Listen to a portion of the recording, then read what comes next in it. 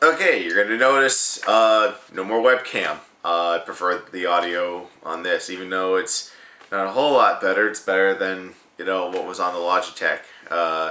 Plus, there's some extra stuff I want to edit, and I want to make it actually look good. Second of all, I have notes. 2 pages of notes apparently to recap this show. Before I begin recapping last night's Total Divas, I thought I'd give you a little interesting note, something that's come from the insides of WWE. Apparently, Vince McMahon does not want anybody on Total Divas to be Divas champion. God knows why. Because I think because what they've been doing on TV the last few weeks is they've been showing a clip. Like last Monday, they showed the clip of Natty throwing Summer Rae out of the car and fighting. So they had a tag match with Rosa and Natty versus Summer Rae and Layla, which, because of this episode of Total Divas, Summer Rae is automatically a heel again. Like, were you not turned face with Layla and feuding with Fandango? Well, now that Fandango's been pushed off to the wayside, I guess, we can turn you heel again. There's way too many heels in WWE right now, both on the Divas and the guy's side.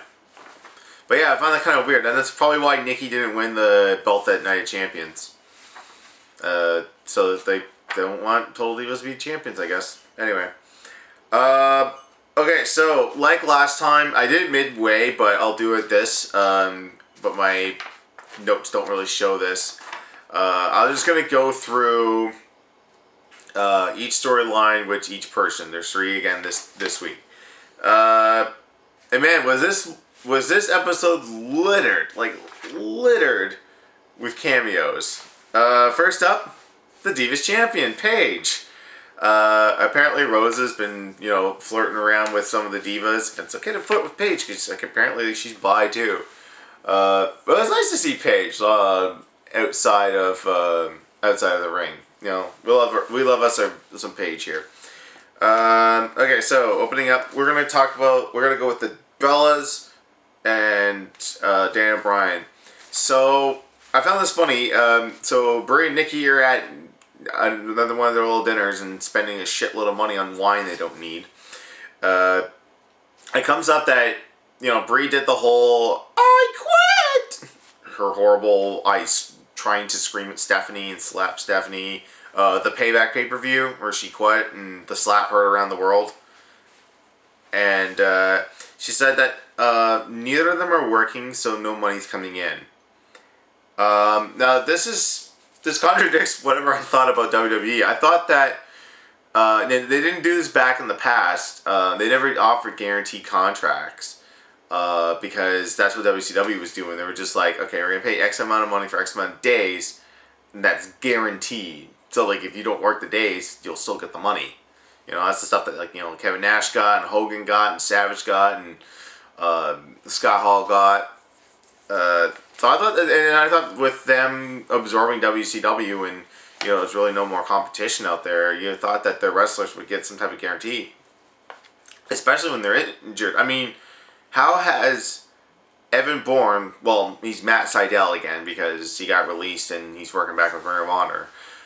How did he, for 2 years, when he was out with, first, the various suspensions for getting caught with weed, and then, his ankle injury that kept them out of action for a good number of years, how is he able to sustain himself? You're not getting any money from WWE while you're sick? Because everyone makes the jokes is that the janitorial people, the cameramen, probably get better health care than the wrestlers. So, yeah, I always found that surprising. Where we go here? So, I guess they're driving down the highway, this is later on, and Nikki's going to go get that thing to, freeze her eggs. And then Brie starts freaking out over everything. Could this possibly be the setup for the SummerSlam heel turn with Nikki? She would have been with Brie because Brie's the one that's, freaking out. Let's see here. I gotta go back down here. Okay, so apparently Brie's mad about everything because she's not working. And she's taking it out on Daniel because they're going to look at washer and dryers and she's freaking out about that. She's like, we Googled this for months. Why are we still shopping? It's like, well, you want to get your options. Like, it's like, no, I don't want options. I want the washer and dryer I want now. Like, all right, calm down. Let's see here. Where is my... Oh, God. I really should, like, reorganize these notes, because, like, I just basically have it, like, the way the show goes. And I'm trying to do this differently. Nikki. Oh. So we get a shot of Nikki and John Cena in one of John Cena's awesome cars. Alright. Everyone, like, you know, 5 moves of doom, John Cena. Yeah, I get that. I understand why you don't like the guy. But man, you gotta appreciate his car collection. He's got an awesome car collection. I'm not a car enthusiast or anything, but like I can appreciate someone with a nice collection. Especially Cena's. And he's driving around in this nice Ferrari, 2-seater, and I guess they're talking about excuse me. They're talking about Cena. Someone calling, or no, sorry, Brian calling them. And, you know, Brie's bitchiness because she's not working. And I wrote down, Nikki being a girlfriend and wearing the boyfriend's merch. She had one of those, can't stop, won't stop. It was a bright neon shirt. Then you had your bright orange shirt, your bright purple shirt, looking like a big old bowl of Fruity Pebbles. We never got John Cena Fruity Pebbles up here. I'm kind of mad about that. They still sell them in the States. If I have any U.S. people... You can go into like a CVS or a grocery store. If you find a box of John Cena Fruity Pebbles, let me know in the comments. Because I don't like Fruity Pebbles. The Fruity and Cocoa Pebbles, they taste disgusting. I only had them one time when I was a kid and I did not like them. So if you guys, if there's boxes out there, I would like to get a John Cena Fruity Pebbles box. I think that would be kind of cool collectible. Something to just, put up there. I wouldn't eat the cereal. I'll toss it out and then fill the box up with something else. But, that'd be kind of cool. Let's see here. Alright, I gotta go to the second page. So apparently Nikki and Brian bring over Brie for an intervention and say, you're being a bitch. And she's like, I'm being a bitch? You're the bitch. Like, they're really making Brie to be the freaking heel this episode. She's the one freaking out about everyone.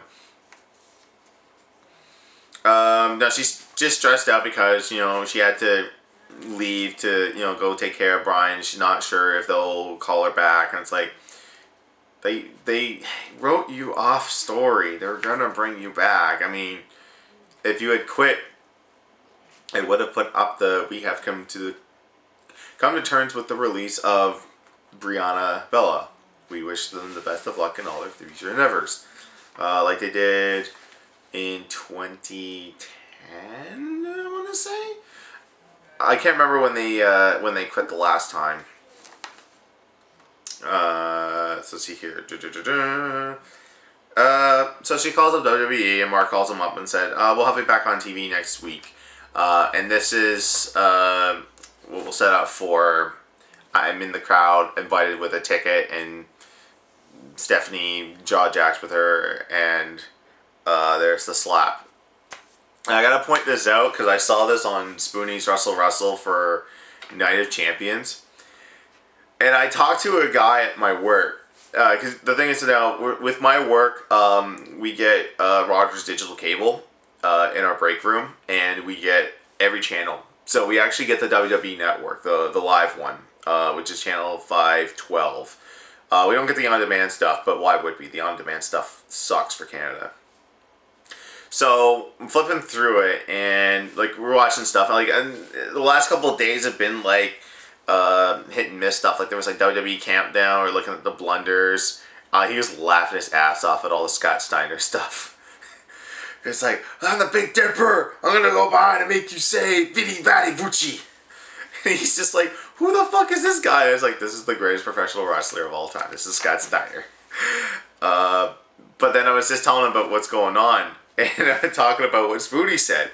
Is that you can set up a box at ringside with cinder blocks to curb stomp someone onto cinder blocks. By the way, I want to see that as a future Botchamania ending. Splice in the audio of Edward Norton from American History X telling that kid to bite the curb and then curb stomp them. Right when he does that, and then click to Edward Furlong going, "No, Derek." So you can do that. That is intent to murder. Like, you basically are murdering someone on live television. Nobody does a thing. Abyss in TNA will take a hot cattle prod to someone. No one does a thing. Samoa Joe gets kidnapped by ninjas. Nobody calls the cops. Taz the next week goes, I tried calling Joe. I guess he's still kidnapped. No, next match. A woman slaps another woman. Oh God! Call assault and battery! Call the cops! Women are being slapped! Like, God, like double standards. I think they did something similar to that. I think it was when Orton was like punting the McMahons and like hitting RKOs. He brought out a lawyer and says, I have this condition where I just go nuts. And if you try to fire me, I'll sue you. Which means I can kick you in the skull as much as I want and you cannot do shit. You can't do shit. Well, okay, so it's... You're going to get arrested for the home invasion. So, like, Triple H throwing Orton through his home and his actor wife, because that ain't Samantha. And Samantha's a cute girl. She's pretty attractive. But then again, you try to get the real life wives in there, and they don't really do that good of a job. I mean, is HBK's wife Rebecca? I want to say. Becca? She was Whisper in WCW. She was a Nitro girl. And, him being friends with Kevin Nash, it's just like, give me her number. She's hot. I can totally replace her from Sunny. Alright, so that was the Brie thing. It was just basically like, I'm freaking out because I'm not working. And then like 3 weeks later, we'll bring it back on TV. Let's go with, let's do Natalia. I guess Natty's upset because Tyson kid, TJ, missed her birthday. And Rose was like, oh my God, you forgot your birthday? Someone made a good point later on. Just like, how can you forget your wife's birthday? That's what Twitter's for.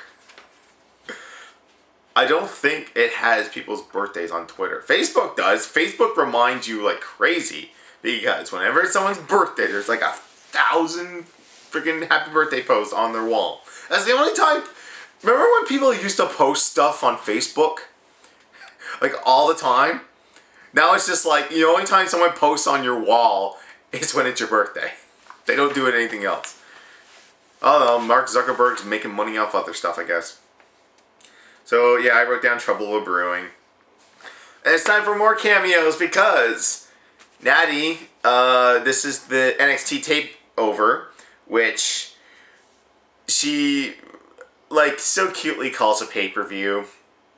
It's not a pay-per-view. It's not on pay-per-view or viewer's choice on demand. It was the first... No, wait, that's Arrival. Sorry. I was going to say Arrival it was the first live thing that they did on the WWE Network before they went over the main event. This was the second 2-hour special for NXT. And I'm trying to remember the other matches, but the only one I can really think of at this time is Natty versus Charlotte for the NXT Women's Championship. And for those of you who don't follow NXT... You should. If there's any reason to get the WWE Network, is NXT. Because they're fresh guys that you don't know. I mean, they're entertaining as hell. They're killing it in the ring every single night. It's way more entertaining than Raw, than the 3 hours of Raw that you're subjected to. With, WWE Network ads. Like, $9.99 Michael. It's like, the thing is with NXT, nobody advertises the network. You don't hear $9.99.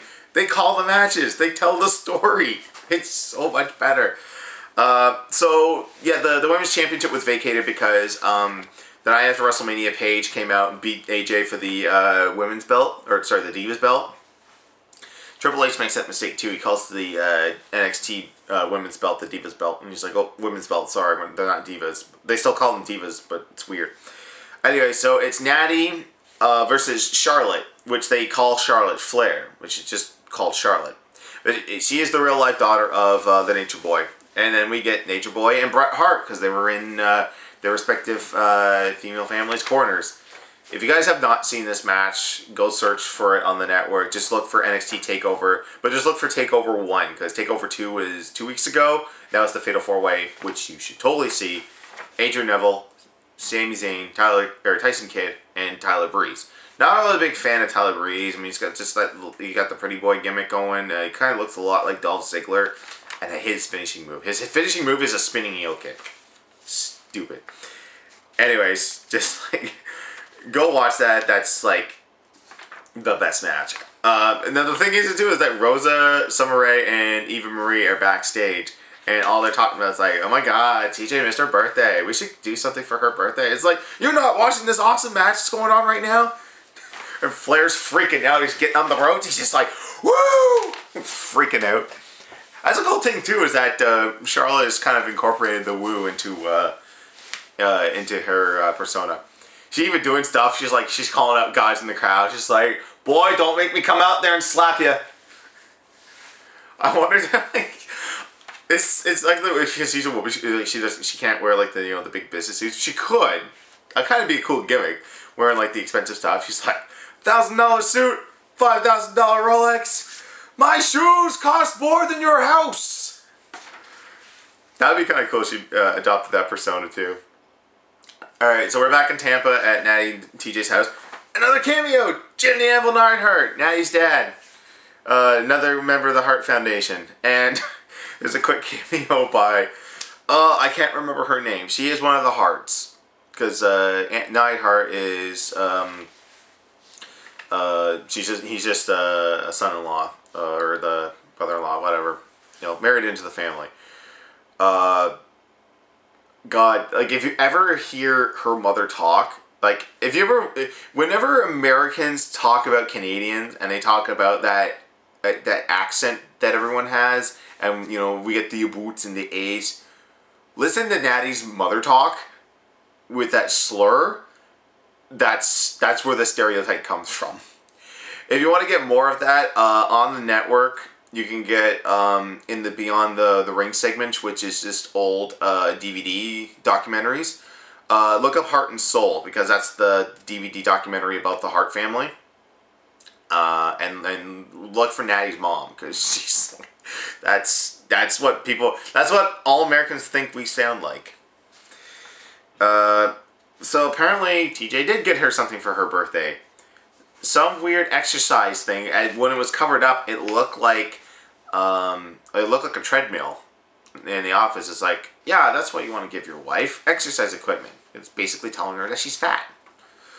But apparently it was some sort of it's like a plate. Let me use this game that I'm going to be showcasing later. Alright, so it's like a plate, and it sits there, and you stand on it, and you grab these little, it's almost like the rubbery bands that you see the weightlifting guys use. And then it sits on a plate like that, and it just vibrates, it shakes, and that's supposed to give you a workout, apparently. And she hates it. She's like, "You bought this for yourself." And he's like, "No, I bought it for you." "No, I totally bought it for myself." And then she ends up leaving. He doesn't even stop her. He's just like, "Bye, Natty." He's just kind of a dick. Let's see here. So, Rosa feels bad, and she throws a party at a restaurant for Natty. And we see Cameron, and she's like, "Yeah, I made the conscious decision. I didn't want to be a valet, so I went back to NXT to train, and it's been really rewarding." Has it? Show this image. You need more training. You've been given your shot. I'm with Mark. Stay in NXT and then fire her. She's the only person from the Tough Enough show that's on WWE television right now. The winner went to FCW and then got released because he wasn't developing fast enough. You got the runner-up sitting at Maine right now, doing his Wolfpack fitness, and his fishing, and his hunting. I'm saying it's not too late, WWE. Call up Luke. Get him in there. Anyway, I feel like every time NXT or Cameron comes up, I'm always pushing for Luke to go back to WWE. He would do well in NXT, I think. Anyway, let's see here. Okay, it's a birthday party. Yeah, wrote down Cameron is retraining in NXT. It's not working. Wish her the best of luck in her future endeavors. Cameron, you're fired. Please. I will pay money to a live event. You don't even have to be on Raw. It can be a live event. Like 200 people in the crowd. As long as Vince McMahon comes out and goes, you're fired. I'll pay to see that. But Vince hasn't been on TV in ages. So Rosa confides in Summer. Big mistake. Oh, no. Sorry. This is the other storyline. Where am I at? Wow, they really skip over Natty shit. Okay, so I missed a lot of that. So I put everybody in the club because they're having days. And, hey, look who's back. Fandango. Gotta be doing something. Because after that Summer Rae Layla thing, we ain't doing shit. I found it funny with Fandango that 2 years ago at Mania, they pushed him to the moon with his match against Chris Jericho. And Chris Jericho put him over. And then the next night, the drunk crowd starts singing his theme song through his whole match. It becomes a meme. A week later, they kill it. It's just like, is that not the point for any superstar is to get over and like be entertaining? Like, I hear people all the time, it's like, if you're not going for the championship, you need to get out of this business right now. And then Zack Ryder makes a YouTube show, and then he's like, well, we say people need to go for the championship. We're talking about, like, you know, like muscly guys. We're talking about good-looking guys, people that can talk. And Samoans, you know, push the Samoans to the moon. You have to stay there. No, like the person, if fans like who you're putting on TV, you put them on TV more. And then you get them and you see what happens. I mean, and then John Cena leeches off of them because they're the most popular person. Anyway, so yeah, this is the clip that kept playing on all the previews, and then on the commercial buffers, it's like Rosa tries to kiss Natty. Will they connect? They don't connect. Put your dicks away, boys. They don't connect. So she goes like, what? What's she trying to kiss me? It's like, look, I know I'm having problems with my husband, but, you know, I don't go that way. I don't like girls. I love the dick. I love it. Yeah, so they freak out over that, and Rose is like, I don't want you to be my lover. It's like, no, you want her to be your lover. I missed over when she left. She got a hotel room and she's not staying at the house. And Rosa comes over with ice cream and hummus. You're supposed to have chips with those? I don't know. I don't know hummus. I don't know dips and stuff. But yeah, Rosa's like, I don't want you to be my lover. Yeah, you were trying to and you got caught. And she's like, I just want to give you some confidence because TJ ain't treating you right. So Natty shows up and her and TJ have a little talk and she's like, I can't do this anymore. He's like, you're boring. We're boring. He makes a good point. He's like, 12 years of a relationship and then 1 year marriage and you say it's over. And she's like, maybe. And then Mark calls her up to tell her that you're going to be on NXT and main event for the next little while. So I don't buy this whole divorce thing because, like, they're on NXT now prominently. Like, Natty will have, like, the occasional match on Raw that doesn't matter, and then on main event, which doesn't matter. But most of her time has been focused in NXT. Especially if you go back to the last few episodes before TakeOver, Fatal 4-Way. Natty was going to ringside with Tyson. Not anymore, but last week she was on and asked Regal to give Tyson one more shot at Adrian Neville for the NXT Championship. And Regal's like, okay, this is his last chance. If he doesn't win it, he'll get no more opportunities as long as Adrian Neville's champion. Okay, so the final story is Trinity. If you guys remember, she last season got this little thing in her arm that basically would dissolve in, and that's your birth control for 3 months or 3 years. And apparently, when they go bowling, he tells her that she's having issues with it, and she's constantly bleeding. Ew. John makes the joke of, you're like from The Shining, when the elevator doors open and it just starts going whoosh. Because that's what all guys imagine what a period is. I don't want to talk about that anymore. I'm going to try to skip over all those parts. Yeah, they skip over a lot. So she goes into the doctor to find out why she's bleeding. Now, the doctor said, okay, it might be your birth control, but we did an ultrasound, we see that you have what's called a polyp in your uterus. And basically that's what's causing you to bleed out. Now, it could bleed out on its own. It could become cancerous. We have to do surgery. And she's always up with that, I can't get surgery in my career. I'm like, bitch, you aren't getting used. Like, you're going to get broken up with Cameron soon. Get the surgery. Who cares? Like, I understand some wrestlers don't want surgery because that means you're out and somebody else takes your spot and you don't know if you can get back to where you were. But you should be taking care of yourself. I mean, I'm going to use him as an example. Mr. Wonderful, Paul Orndorff. I actually noticed this on the network while I was at work because at the time in '95, they were playing Fall Brawl War Games.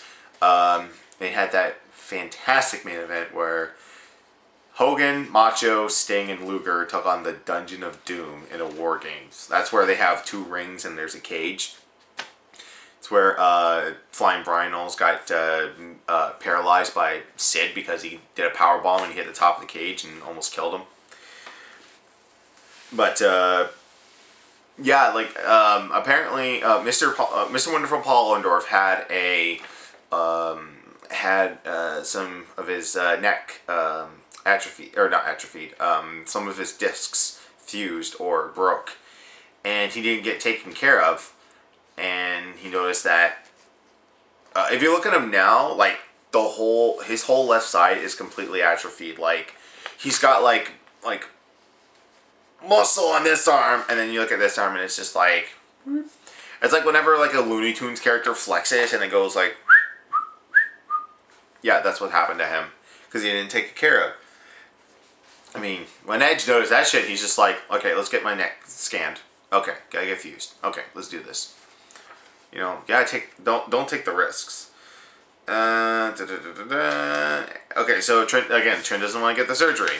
And John's like, you need the surgery because I want to have kids someday. I want to have a shitload of Samoan, half black, half Samoan babies. We need some Rocks up here. We need some Dwayne Johnsons up in here. That's when I said that confide in Summer. Big mistake. And Rosa. So Rosa's like, I got an idea. Pole dancing license. It's like, if you can't have sex with him, tease him. That's gonna work. I will say this about pole dancing, or pole dancers. Not strippers. Pole dancers are extremely fit. Especially in the calves, your quads, and your basically your legs all together. Because they do a bunch of contorting, and they support their entire body weight by wrapping their legs around the pole. In an arc. I've seen some pole dancers that just are crazy strong. Strippers, they just kind of hang off and grind it and then they take their clothes off. Pole dancing's different. Because I guess it's a really good workout. And it shows, because you see some of these girls, and they're just their legs are huge. And they're muscular. So if you guys ever want to add, or guys don't pole dance, guys lift weights. Girls, if you want some strength in your leg, go get a pole. Let's see here. Yeah, I just skipped over that. And I write, man, wives and girlfriends are good. They're wearing the guys' merchandise. So Trent's at home wearing a new So shirt, which they've abandoned the shirts for some. They always wore their merchandise while they were wrestling. Now they're just wearing that. I guess they kind of lost the weight they gained from being Samoan. So John freaks out at the pole. It's like, you think this is gonna solve everything? No. I was like, I want you to get the surgery. So Trent always thinks it's like, oh, you just want the surgery so you can have sex again. It's like, no, I want the surgery because I want you to be healthy, and then I want a baby later on. So she's like, okay, I will make a doctor's appointment. Yeah, theirs was kind of boring. The one we were looking, I don't know, the Natty one was a little bit more interesting because like she's got all this stuff going on, like TJ and her match against Charlotte. Again, go look for it. Awesome. Look for any Charlotte match. There's no reason why they put the belt on her. Charlotte is killing it, and I'm so hoping they bring her up to the main roster soon. Plus, it gives Flair something to do. They've been looking for something to do with Flair. I know he's he just got his surgery. He had some type of health issue, but he'll be all right. He's got to stop styling profiling. He's got to stop going drink with John Cena. All right, that was Told Divas for this episode. Next time, they show clips of Daniel Bryan returning to the Money in the Bank Reef show to basically tell everyone that he's going to need another surgery because the strength's not coming back, and it's showing because like he's not able to hold up a fork. Now he's thinking that acupuncture might help. John Cena's not really all up on that. He's just like, well, if you sprained your arm, would you rub lotion on it? I don't know if it works. We're back on Cameron. Apparently her brother's a drug dealer or a vandalizer. I don't know. It's like, you think this shit's cool? Like, she's sitting him down like they got busted by the cops and like, do you think this shit's cool? And like throw something and it's like a baggie and there's blue stuff over it. And then they do the whole Maury thing where they bring in like a guy from prison or a drill sergeant to yell at the kids. And then you take them into jail. It's so formulaic, those Maury episodes. I only prefer the You're Not the Father episodes. Because I always love to see their reactions. Either the father who's not the father gets up, he's like, oh, oh, oh. Or when he says you are the father, everyone gets up in their face like, that's right, take care of your kid, Sometimes I love trash TV. That's why I'm reviewing this show. Alright.